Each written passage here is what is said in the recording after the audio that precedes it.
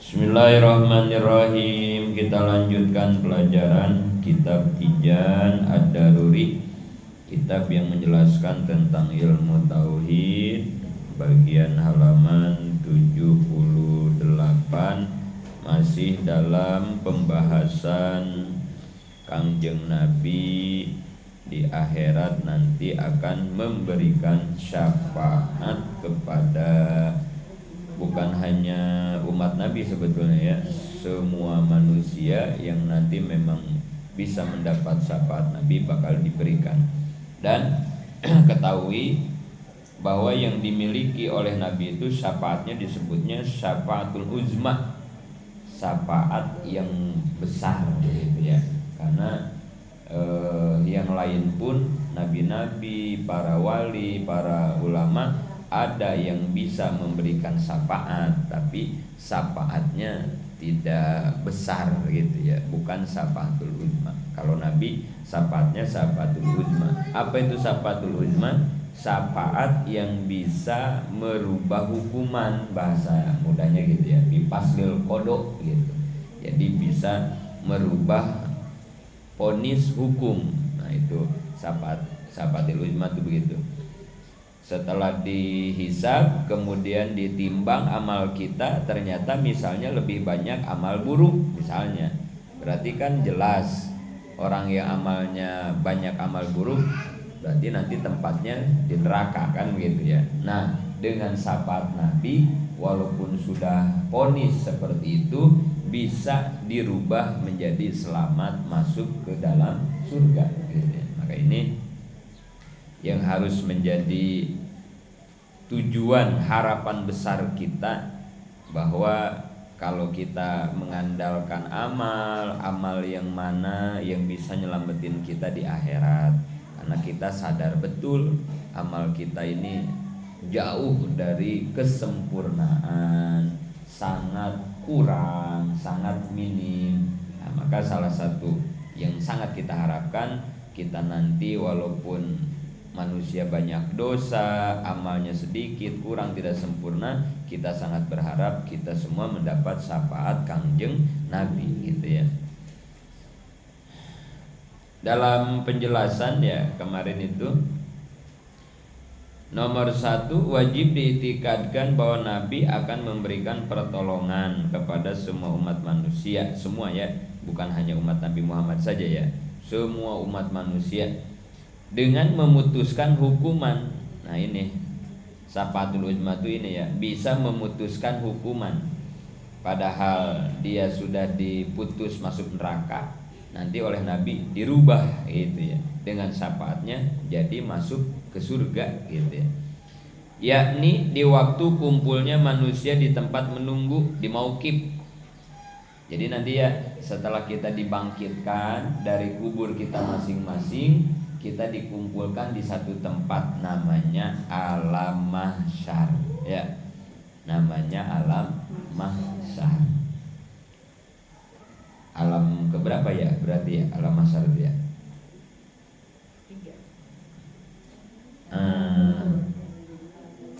Ini salah satu perjalanan manusia ya yang nanti bakal dijalani, berarti ya salah satunya alam mahsyar kan itu ya.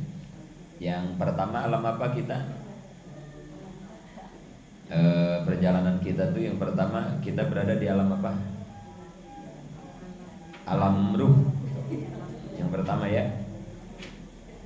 Ini jadi bahan renungan, bahan tafakuran kita juga ya. Jangan dilupakan. Perjalanan manusia itu pertama kita itu di alam ruh. Yang pertama ya, kita itu berada di alam ruh ya, alam ruh. Alam ruh itu adalah alam tempat semua ruh manusia dikumpulkan gitu ya. Alam ruh gitu ya. Jadi calon-calon manusia, nah itu ruh-ruhnya gitu ya. Ruh-ruhnya itu dikumpulin di alam ruh gitu, di alam ruh. Itu alam pertama itu ya. Semuanya ya. Jadi di alam ruh mah bareng-bareng semuanya. Semua yang akan diciptakan menjadi manusia, ruhnya dikumpulin di situ gitu ya, di alam ruh semuanya itu ya. Di alam ruh. Dan di alam ruh itu pula lah kita ini semua dibekali iman. Nah, itu ya. Di Quran kan dikatakan ya, ketika Allah bertanya kepada ruh-ruh ya, kata Allah, alastu birabbikum qalu bala syahidna. Kata Allah, ruh-ruh gitu, bukankah aku ini Tuhanmu gitu. Di ruh-ruh itu semua ditanya sama, bukankah aku ini Tuhanmu? Apa jawaban ruh semuanya? Qalu bala, betul ya Allah, engkau adalah Tuhan kami. Bahkan syahidna, kami bersaksi atas ketuhananmu. Nah, itu ya. Jadi di situ ya, di alam ruh itu ya. Jadi berarti kita semua sudah bersahadat langsung, bahkan di hadapan Allah. Kita sudah bersaksi bahwa Allah itu adalah Tuhan kita, gitu ya. Makanya ya, di dalam hadis kata Nabi, kullu mauludin yuladu alal fitrah. Setiap bayi yang lahir semua dalam keadaan fitrah. Nah, kan gitu ya. Fitrah itu apa? Bukan. Suci. Kalau suci maksudnya apa? Gak ada dosa ya. Suci itu gak ada dosa ya. Emang bayi punya dosa? Ya itu mah gak usah dijelasin lah ya. Masa bayi lahir bawa dosa? Enggak lah. Dia pasti suci ya. Jadi bukan suci, fitrah mah ya. Ini banyaknya di artinya suci ya. Ya mah bayi baru lahir masa udah punya dosa ya. Gak mungkin lah, logika kita juga gak masuk ya. Bayi lahir dalam keadaan suci gak punya dosa. Iya gak usah dibilangin. Gak usah dibilangin, saya juga ngerti. Bocah TKG paham kan itu ya. Bayi lahir masa punya dosa. Kalau artinya fitrah itu suci, kayaknya gak penting amat ya. Kayaknya hadis itu gak penting banget ya. Apa pentingnya Nabi bikin hadis begitu ya? Bayi lahir suci, nggak punya dosa. Iya, ngapain dijelasin juga, orang udah paham lah. Kayaknya nggak penting ya kalau artinya itu ya. Kayaknya iseng amat Nabi bikin hadis kayak begitu ya, nggak berbobot banget kan gitu ya. Maka fitrah itu bukan suci. Di Quran, fitratullah allati fataron nas zalika ad-dinul qayyim. Fitrah itu, yang dimaksud fitrah itu adalah zalika ad-dinul qayyim, agama yang lurus.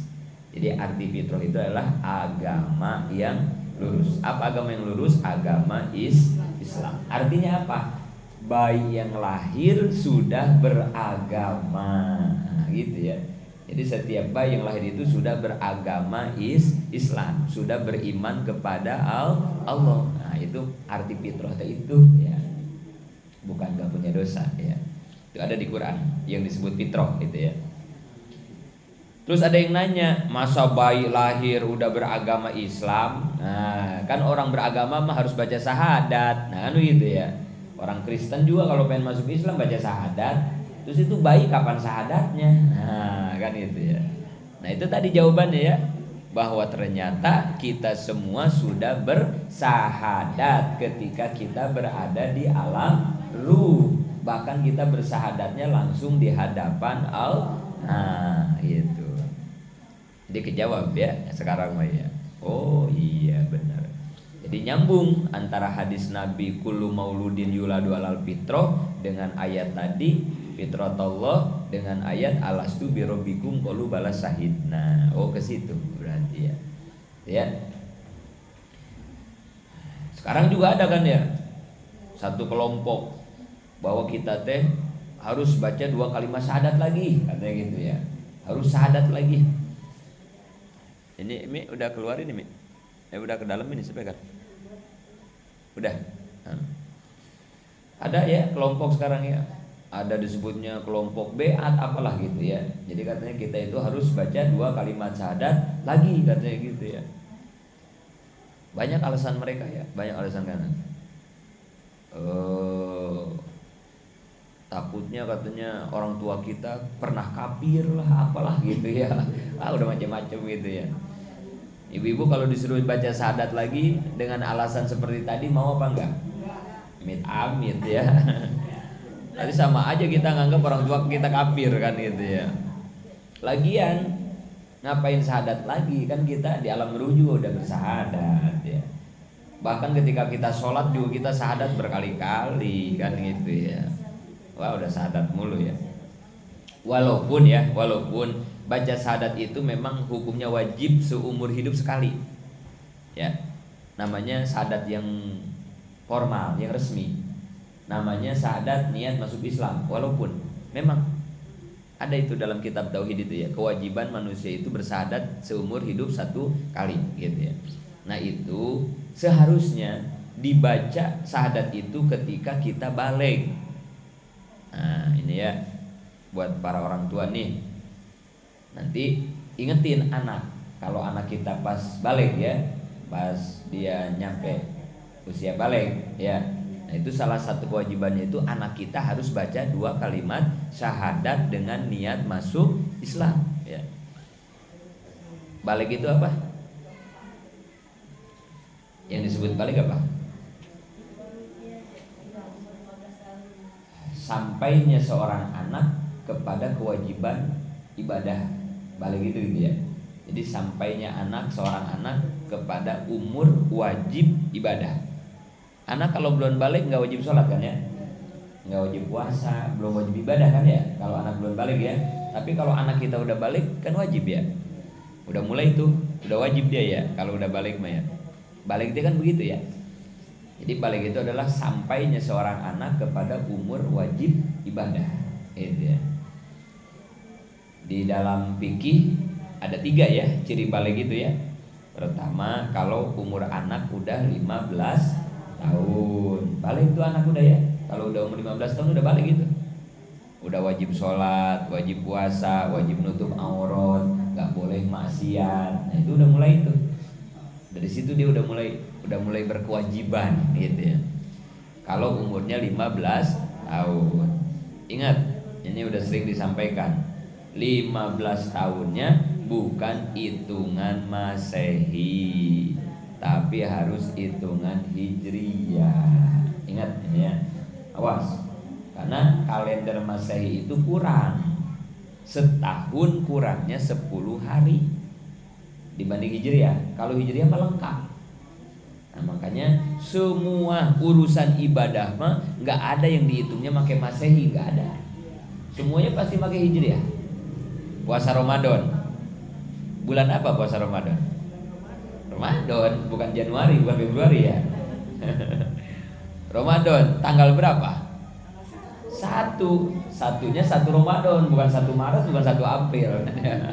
Nggak ada yang pakai Masehi, semuanya Hijriyah ya. Idul Fitri, tanggal berapa Idul Fitri? 1 apa? Syawal, bukan 1 Agustus ya.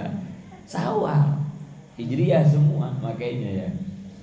Bapak-bapak, ibu-ibu yang kemarin ibadah haji ya, mulai wukuf di Arafah tanggal berapa? 9 ya, 9 bulan Dzulhijjah, bukan 9 Juli.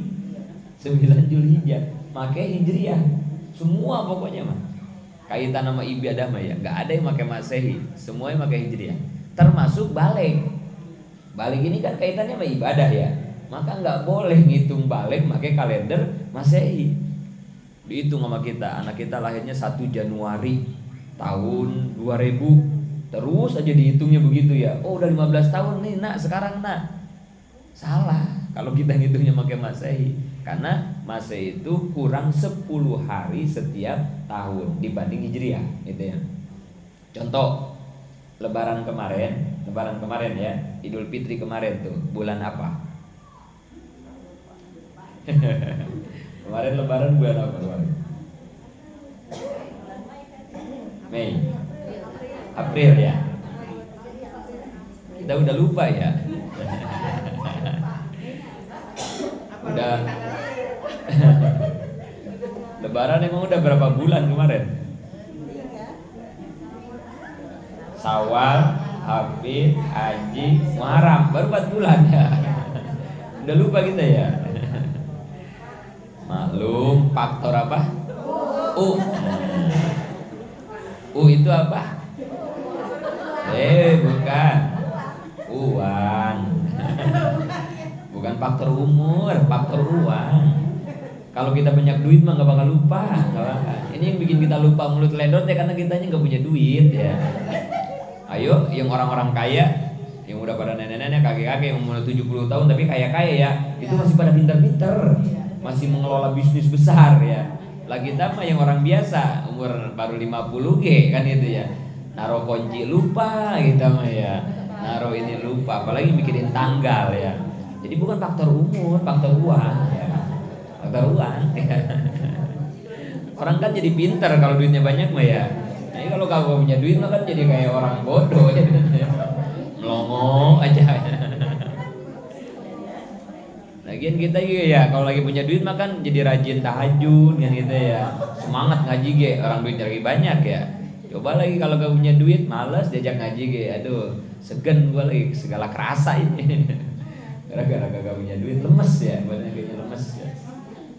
Emang ibu-ibu kalau sakit obatnya apa? Kan bukan ke dokter, bukan gini kan ya. Itu yang merah-merah kan obatnya ya. Asal dikasih gepokan merah dia sembuh meriang kan ya.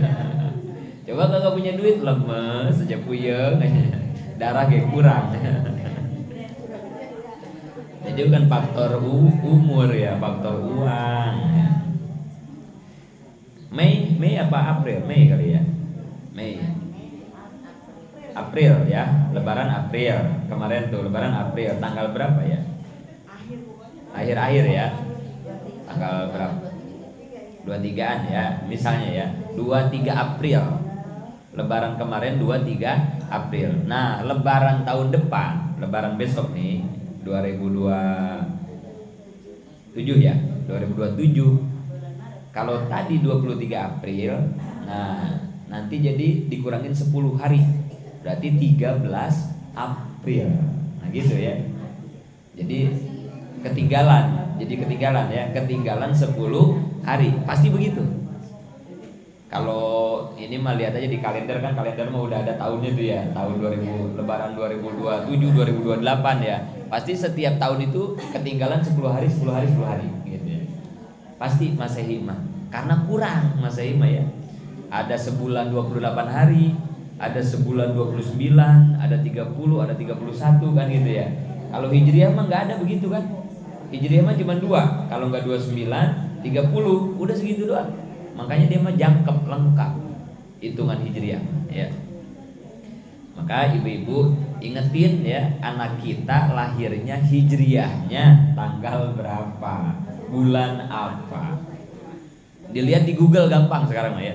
Misalnya anak kita lahir 1 Januari 2000, nanti diketik di Google Hijriahnya tanggal berapa, keluar langsung. Tahuan gampang sekarang. Ingat-ingat Hijriahnya.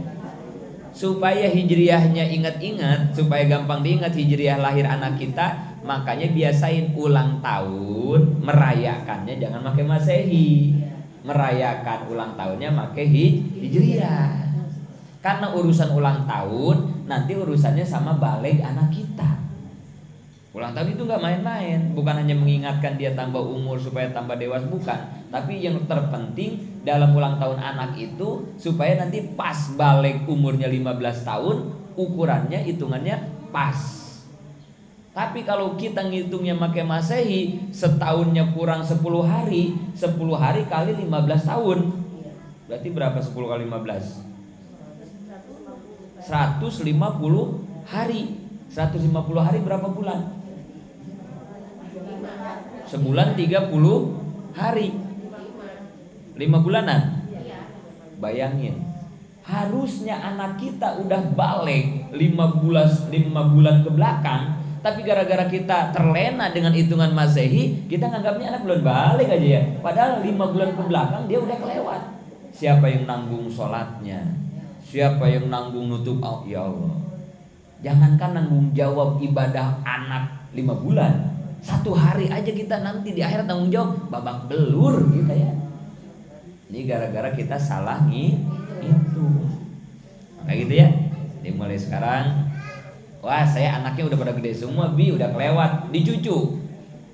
Cucu kasih tahu sama kita, anak kita, nih anak lu nanti gitu ya. Kalau yang kita nih anaknya udah pada gede karena ya udah kelewat dah gitu ya. Udah tinggal istighfar aja lah kita ya sekarang ya. Minta ampun atas kesalahan kita lah gitu ya kepada Allah. Nah, yang dicucu jangan sampai. Langsung pokoknya kalau dia lahir, tanggal berapa lahirnya nih? 27 Juni langsung tulis hijriahnya. Nanti kalau ulang tahun ini ya pakainya nak gitu. Sama cucu kita kasih tahu. Ya walaupun kagak populer ya. Ulang tahun kamu kapan? 5 Sopar kan kagak populer ya. 5 Sopar kan itu ya. Orang-orang ulang tahun 3 September kan gitu ya. 5 Agustus. Kok kamu 5 Haji kan itu ya. Biarin, kagak populer juga ya. Yang penting secara agama hitungan kita nanti benar. Atau ya gak usah dikasih tahu juga lah hijriahnya mah ya. Tapi yang penting mah ulang tahunnya di tanggal hijriah gitu ya. Itu ya. Jadi yang pertama balik itu 15 tahun umurnya, hitungannya harus pakai kalender hijriah. Kedua, kalau anak sudah mimpi basah, mimpi hubungan badan anak kita ya, itu mah gak usah 15 tahun ya, mulai umur 9 tahun. Dan ini kayaknya yang paling susah nih, karena yang tahu mimpi anak kita doang. Kalau anak bilang, kalau kagak. Nah ini makanya pendidikan masalah ciri-ciri balik ini ke anak harus sedini mungkin. Emang kalau anak kita kagak ngaji mah susah ini ya. Ya siapa yang mau orang tua ngajarin kayak beginian ya. Bukannya kagak mau, emang orang tuanya kagak bisa kan itu ya. Mau gimana ngasih tahu anaknya kan itu ya. Emang kagak ngerti kan itu ya. Maka kalau kagak ngaji mah ya minimal ngaji TPA gitu ya. Kayak Umi misalnya di sini kan itu yang anak-anak yang udah pada gede kan, Umi udah mulai tuh ngaji Sapina sama Umi sama Teh Mala. Kan itu kan anak kita jadi dikasih tahu itu ya, di Sapina kan ada balai kan gitu ya. Jadi kalau ngaji mah ntar anak teh dia udah ngerti. Paling enggak nanti kalau dia merasakan pasti bilang dong ke ibunya kan gitu. Bu, tadi malam saya mimpi basah, ya berarti saya udah balik kan gitu ya. Paling enggak dia ngasih tahu kalau anak kita ngaji kan gitu. Makanya ini penting banget ya. Anak kita dorong biar ngaji. Apalagi di kita mah banyak lah ya, di Ustadz Bori masih bisa ngaji anak-anak TPA, di Ustadz Jenal di sini banyak pilihan di kita ya. Jangan sampai ke sini kagak, kesana kagak, ya mana-mana kagak kan itu. Yang kagak boleh mah gitu anak kita ya. Jadi kagak ngaji kemana-mana akhirnya kan gitu ya. Suruh ngaji. Ya minimal habis maghrib ya sekali ya anak kita ngaji ya. Karena kalau nggak ngaji di TPA diniyah kayak begitu, mau di mana anak kita ya? Nungguin pesantren aja pintar. Pesantrennya kapan? Ya. Pesantrennya kapan? Lulus SD bi itu dia kalau mau kan gitu ya. Ntar kali bi habis SMP ya tambah gede tambah susah. Udah susah ya, susah. Kecuali kalau punya mental kayak Abi sama Umi kan gitu ya. Itu mah lulus TKA juga langsung ditendang anak pesantren kan gitu ya. Tapi kan mental kayak ibu-ibu kayaknya belum kuat ya. Misalnya bocah dari kecil mah ya. Ada repot udah ya. Ya minimal nggak pesantren juga anak kita dorong supaya mau ngaji di TPA gitu. Insya Allah di TPA kalau yang udah lulus Quran, udah mulai gede pasti mulai ngaji kita. Biar ngaji fikih lah gitu ya. Fikihnya apa aja lah. Fikih dasar pasti ya. Gak mungkin gak diajarin insya Allah ya. Karena ini repot. Kalau sampai anak kagak tahu, anak kagak bilang, orang tua juga kagak tahu. Padahal mah anak udah balik dari 9 tahun. Bayangin, lebih parah lagi nih mah ya. Bukan 15, 9 tahun udah balik. Cuman karena dia kagak bilang, kita kagak tahu, diantepin aja kagak sholat, kagak. Waduh. Itu bukan anak yang dosa kita orang tua yang dosa ya. Berarti kan kita nggak ngasih tahu, nggak ngingetin, nggak ngajarin. Wah, repot kita ya tanggung jawabnya ya. Yang ketiga, ciri balik itu perempuan kalau sudah keluar darah haid, sudah men. Ini juga umurnya 9. Kalau ini mah biasanya bilang, kalau ini mah ya. Kalau anak kita haid bilang ya. Nah, kalau ini mah bilang ya insya Allah ya. Kalau yang haid mah ini makanya kita bakal tahu lah gitu ya. Ini 9 tahun nih. Tapi kalau mimpi basah mah nggak ada ya.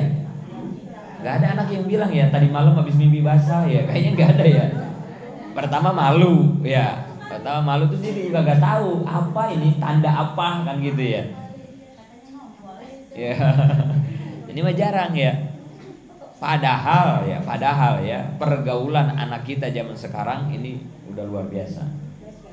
Kan hormon seksnya ya anak-anak sekarang beda sama kayak anak zaman dulu ya. Kayak man head. Coba orang-orang zaman dulu head itu umur berapa? Udah tua ya. Sekarang ya bocah ya. Umur berapa head sekarang? SD udah head ya. Jadi lebih cepat ya kalau sekarang mah ya. Termasuk mimpi basah itu lebih cepat. Kalau dulu mah mimpi basah jarang kali orang-orang dulu mah ya. Bocah kecil maksudnya ya. Jarang. Kalau sekarang mah itu penyebab apa? Pergaulan. Yang parah dari HP. Tontonan dewasa itu yang merangsang itu akhirnya hormon kalau kata kedokteran mah gitu ya. Jadi itu yang memicu sering-sering anak kita nonton film dewasa, sering-sering nonton aurat yang nggak boleh di HP kan gitu. Itu akhirnya memancing. Dan atau hari ini mah ya seksual itu udah bukan yang dewasa sekarang mah ya bocah-bocah gitu kan. Aduh ya. Jadi bayangin kalau kita nggak bekali dengan pemahaman ini bisa jadi ya anak kita udah mimpi basah nggak ngomong kan gitu ya dan kita nggak pernah tahu ya. Itu ciri balik 3 ya. Umurnya 15 tahun kalender Hijriah, mimpi basah usia 9 tahun juga Hijriah juga ngitungnya. Kemudian head 9 tahun hitungan Hijriah juga. Kalau salah satu dari 3 anak kita sudah menjalani itu, sudah terjadi itu, berarti anak kita sudah balik. Apa salah satu yang harus dilakukan ketika anak balik? Yaitu membaca 2 kalimat syahadat. Yang pertama, kalau di Tasik mah di pesantren guru-guru kalau ada anak-anak kiai yang balik tuh dirayakan. Kalau di pesantren mah maksudnya dirayakan tuh karena ini ada beberapa item-item yang harus disampaikan ke anak kita kan ya. Kalau kita mah kan nggak ada acara peringatan balik kan nggak ada ya dan tidak populer kan ya. Kalau diadain juga pada bingung orang sini ya. Mau nek tar habis maghrib hadir ya. Ngapain bi? Itu anak abi balik mau dirayakan. Wah, bingung mau nek ya. Apaan sih bi? Kayaknya mau nek sejeg-ejeg diam di Cibitung di sini nggak ada bi perayaan balik. Nggak populer. Padahal itu penting ya. Penting. Apa yang harus dilakukan ketika balik? 1, pertama kita sampaikan kepada anak, kita pahamkan kepada anak bahwa mulai detik ini kamu sudah berkewajiban ibadah. Nah, kemarin kamu tidak sholat subuh, nggak ada urusan nak. Sekarang kalau kamu tidak sholat subuh kamu udah dicatat dosa. Kemarin kamu kalau ke warung nggak pakai kerudung nggak dosa nak. Tapi sekarang kalau kamu tidak menutup aurat kamu sudah dosa. Itu kita sampaikan ke anak supaya anak paham. Oh, berarti mulai detik ini saya sudah berkewajiban ibadah, meninggalkan maksiat. Itu nomor 1. Yang kedua, anak harus ngajam. Dalam fikih begitu ya. Anak harus ngajam. Ngajam itu apa? Kayak janji. Ngajam itu gitu ya. Kayak niat, kayak ucap gitu ya. Nanti kita tuntun. Ngajamnya begini. Ya Allah, mulai detik ini saya ngajam akan melaksanakan seluruh perintah Allah, akan meninggalkan seluruh larangan Allah. Nah, itu wajib. Ngajam itu. Ketika balik tuh ngajam gitu tuh wajib. Udah ketemu kalau kagak ngaji mah kayak begitu aja. Apa ngajam kan begitu ya. Enggak ngerti kita ya. Yang ketiga, kasih tahu yang tadi bahwa dalam tauhid manusia itu wajib membaca 2 kalimat syahadat seumur hidup 1 kali dengan niat masuk Islam. Nah, di waktu balik inilah momentum yang paling tepat untuk engkau membaca 2 kalimat syahadat. Tuntun nama kita, ikutin ya nah.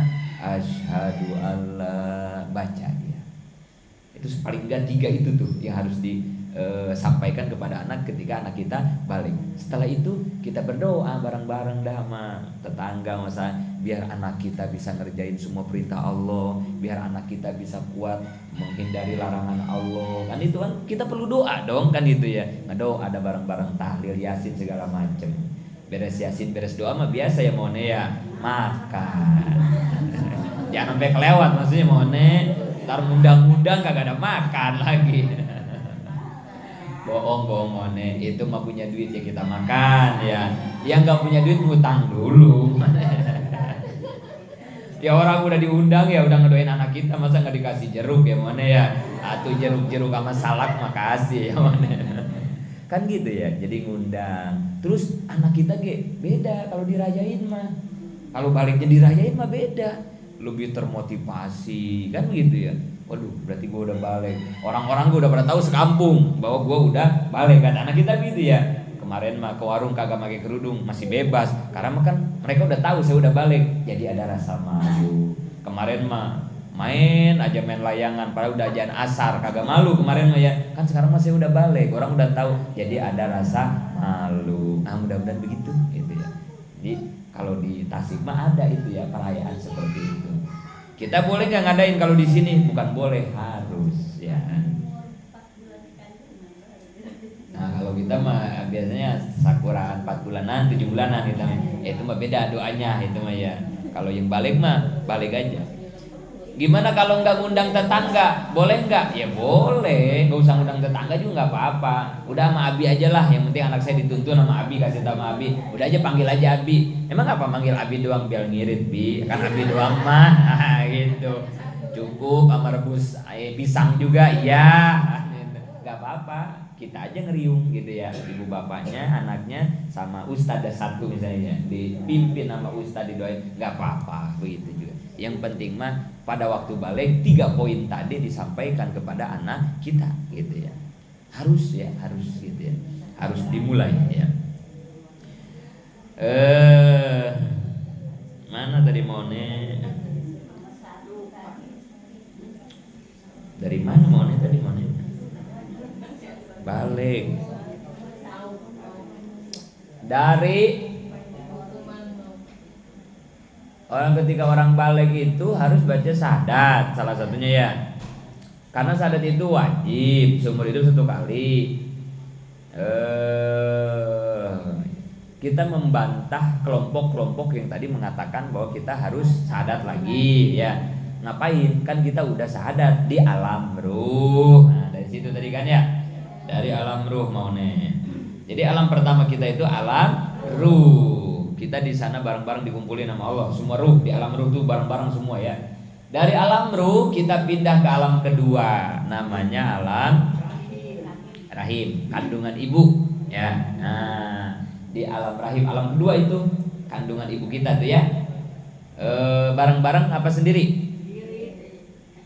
Di kandungan ibu kita bareng-bareng apa sendiri? Banyaknya sendiri ya, tapi ada yang berdua. Kalau kembar berdua ya, kembarnya 3 bertiga, kembarnya ada yang 10 juga ya. Kembar 10 berarti 10 rame-rame itu ya.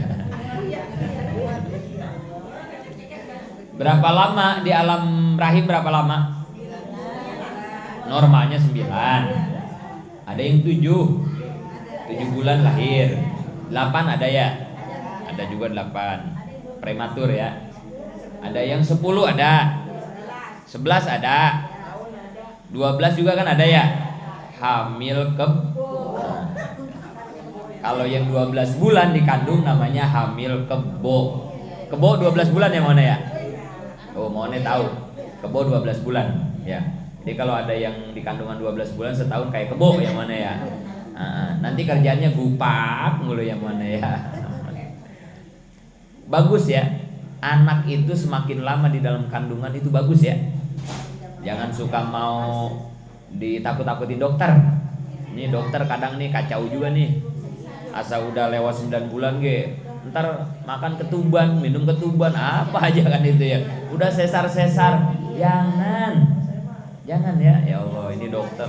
Ini gara-gara dokternya nggak ngaji nih, jadi begini nih dokternya. Imam Syafi'i 2 tahun. Imam Syafi'i itu di kandungan ibunya 2 tahun. Imam Syafi'i 2 tahun. Karena lama, makanya cerdasnya luar biasa ya. Jadi dalam keterangan dikatakan anak semakin lama dalam kandungan, otaknya itu semakin kuat, bagus gitu ya. Jadi kalau belum mules mah biarin aja, nggak usah dirangsang-rangsang, nggak usah. Lah emang belum pengen keluar, belum waktunya segala dipaksa, jangan, biarin aja. Udah, jangan, udah semulesnya. Lagian kalau udah mules ya, Ibu-ibu ya kalau udah mules ya. Emang harus dibantuin orang? Kagak. Lah lagi kencing aja di kamar mandi keluar aja bocah ya. Ada kan ya? Lagi kencing orang keluar di mobil. Lah keluar di mobil. Lah kalau udah waktunya mah nggak usah dibantuin ya. Cuma aja kita kagak tega ya kalau ada yang lahir dianterin makan itu ya. Tarik napas, tahan, nggak usah digitu-gituin. Dia mau napas ya mau apa, waktunya keluar mau keluar. Lah itu mau udah aturannya pangeran Tuhan. Nah, yang udah waktunya kan gitu ya. Nggak usah dirangsang, nggak usah disedot tuh dia apa, vakum ya. Pokoknya kalau dipakum kasihan, palanya jadi lonjong kalau dipakum. Jangan, kasihan ya.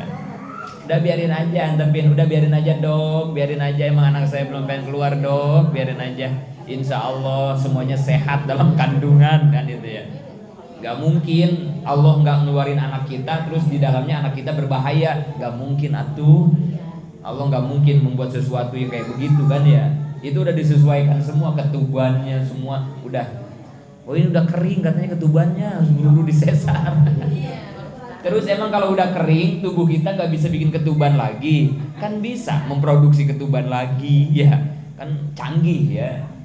Order deal Allah mah kan udah luar biasa ya.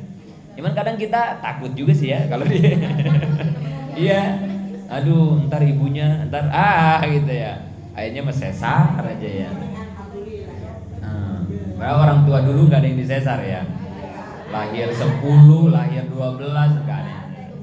Normal, nggak pakai bidan, pakai dukun beranak doang. Dukun beranaknya juga nggak ada yang muda. Nenek-nenek semua ya. Selamat aja ya. Walaupun ditangani nama nenek-nenek kayak kita selamat aja. Nenek-neneknya juga udah pada pikun kan itu ya. Selamat aja ya.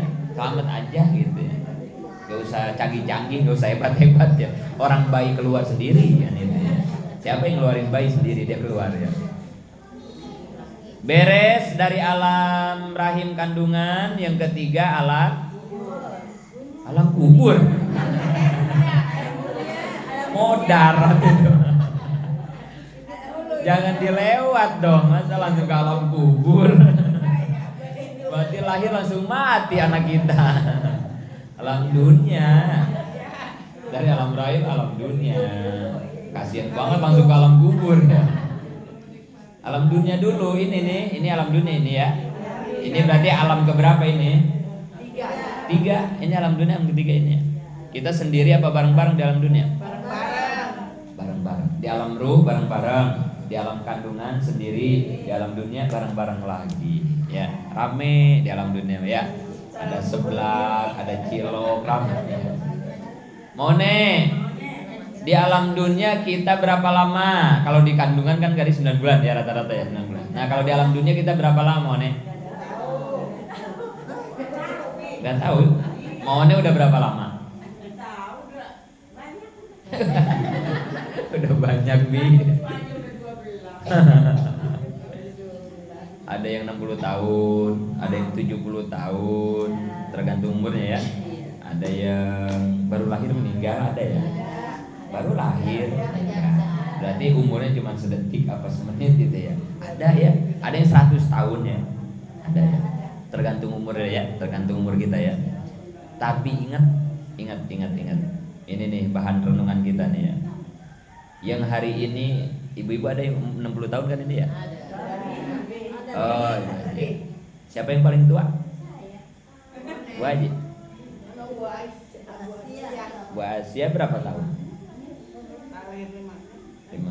60. Oh 70-an. Ya. Lebih tua lagi pasti ya. Yang 70 tahun, yang 50 tahun, yang 40 tahun, ingetin nih bahan tafakur kita ya. Kita kan merasa udah panjang umur ya. Udah banyak nih umur kita ya. Padahal umur kita itu hanya 1 hari. Ada nggak umur kita yang lebih dari 1 hari, ada nggak? Kata kita umur kita udah puluhan tahun ya. Padahal umur kita hanya 1 hari. 1 hari yang diulang-ulang oleh Allah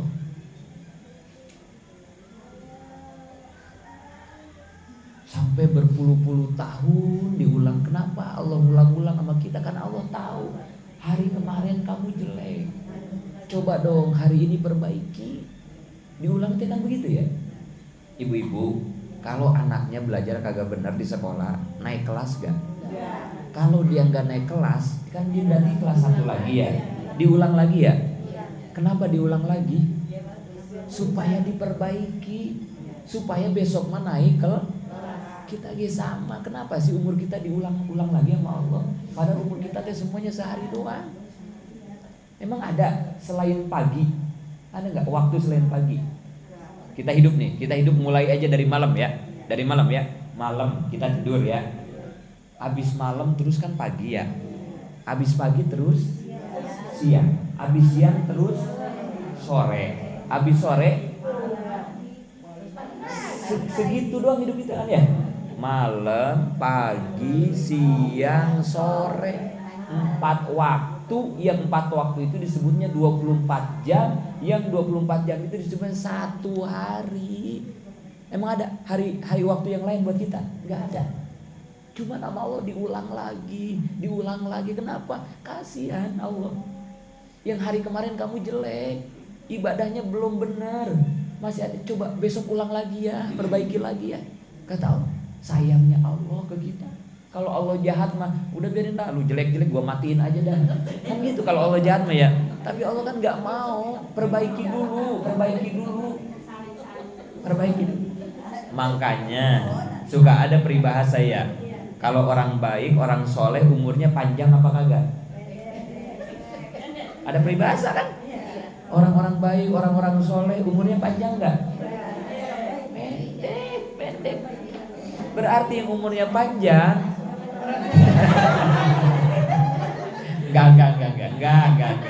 Enggak bohong. Banyak ulama-ulama orang soleh yang tugasnya masih banyak, umurnya panjang-panjang, banyak. Gak usah kesinggung mone, enggak. Bohong mone itu bohong. Artinya apa? Saking sayangnya Allah ya ke kita. Ayo dong perbaiki, kasih lagi kesempatan.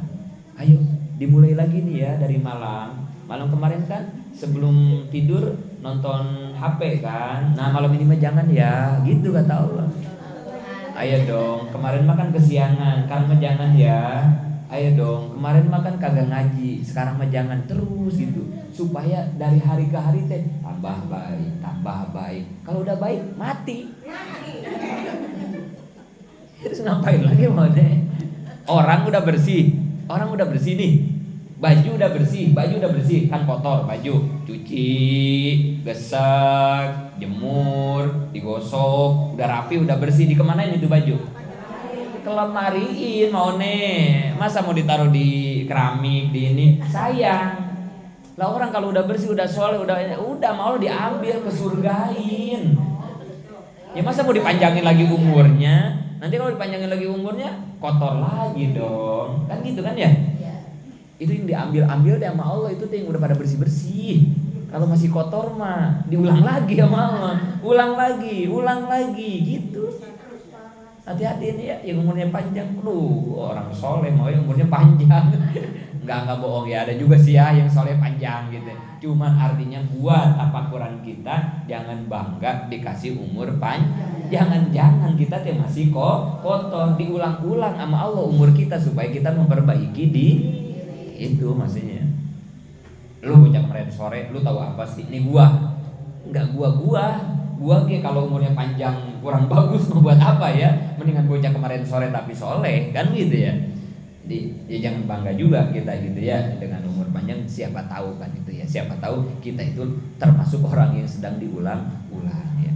Maka kata Nabi dalam hadis ada 3. Kalau orang hari ini lebih baik daripada hari kemarin, berarti orang itu disebut orang yang beruntung. Hari ini lebih baik daripada hari beruntung.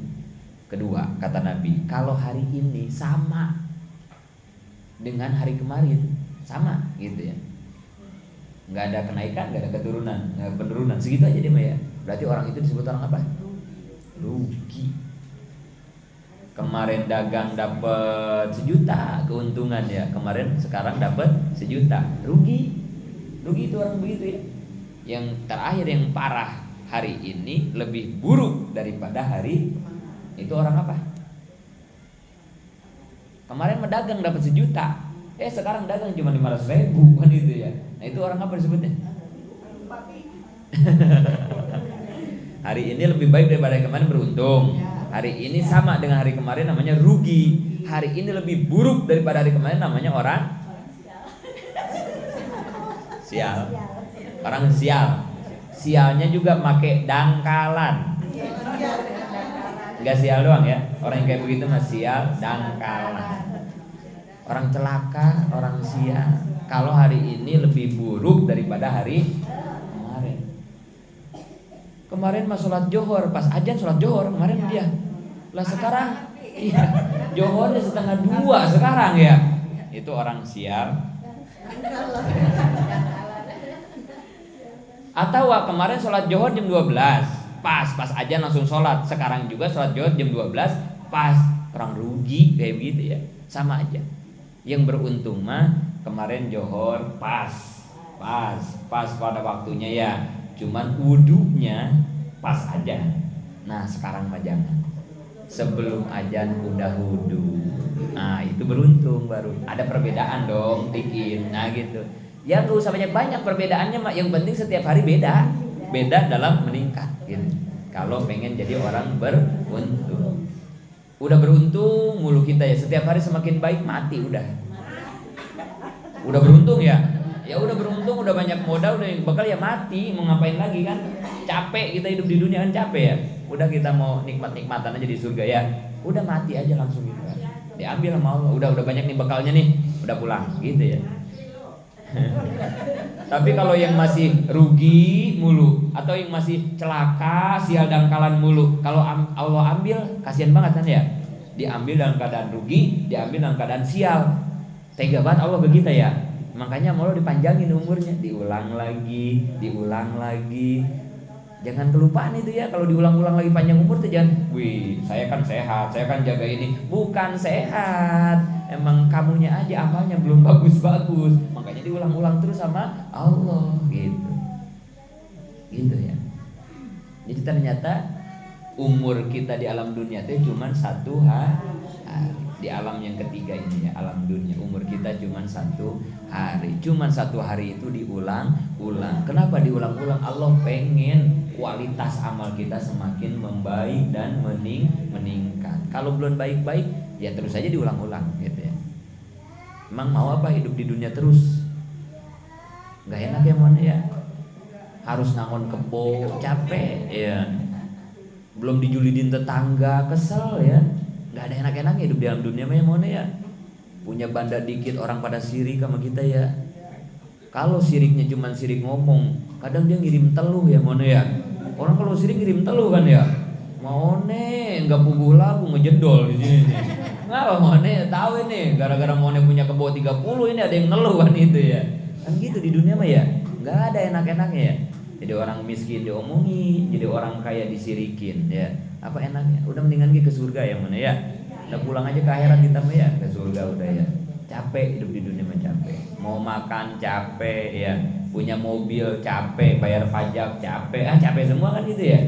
Mau jalan-jalan ke puncak macet capek ya. Di puncaknya paling berapa jam, pulangnya capek lagi, capek. Apa enaknya di dunia? Makan enak-enak ujungnya sakit perut capek ya. Belum kalau terlalu pedas moncor capek. Gak ada enak-enaknya di dunia ya. Gak ada enak-enaknya. Udah mendingan ke surga aja mon ya. Di surga mah ya baru gue pengen durian udah ada depan kita ya. Dimakan gak jadi kotoran di surga mah ya. Gak ada BAB di surga mah mon ya. Gak ada BAB mon ya. Gak ada kencing, gak ada BAB di surga mah mon ya. Karena gak ada toilet, di surga gak ada toilet. Jadi makanan kita semua jadi keringat ya di surga mah ya. Makanan kita semua jadi keringat. Tapi keringatnya bukan keringat dunia ya, yang bau ketek itu kan ya. Wangi kayak minyak kasturi. Wah enak di surga Mone ya. Enak kan. Udah kita pindah aja ke surga Mone dah buru-buru ya. Mone mau masuk surga enggak? Aduh, pengen ikut Abi lagi ya. Enggak, Mone pengen masuk surga enggak? Pengen. Besok mau besok. Besok ke surga mau nggak Mone? Ke surganya mau, matinya ini kagak mau. Terserah Allah aja ya. Kapan ke di mana nanti masuk surga. Iya. Pengen masuk surganya mah ya, tapi kalau besok pikir lagi ya. Kacau kita mah ya. Aneh ya. Pengen masuk surga, pengen besok. Parah. Lah orang kalau pengen masuk surga mah jangankan besok, sekarang jemput saya ya Allah, masukin saya ke surga. Harusnya kan begitu ya. Apa yang ditunda-tunda besok kan gitu ya. Tapi disebut besok Bi. Utang saya belum dibayar Bi. Udah Mone, Robin Bana.